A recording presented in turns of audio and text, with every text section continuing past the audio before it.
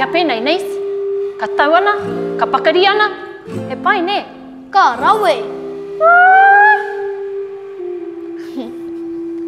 He aha i te tonu ai te whakaharatau e whai, ke te mohio ki e tātou. Kai te tikapa.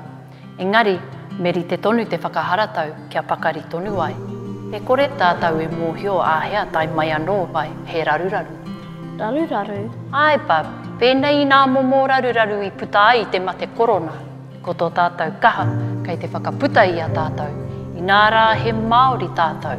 Mai rāno, ka haumaru tātou i te whānau. Karawhiu anō. Ara mai, uncle. Me whakahaumaru tāua ki ki rā i a uncle.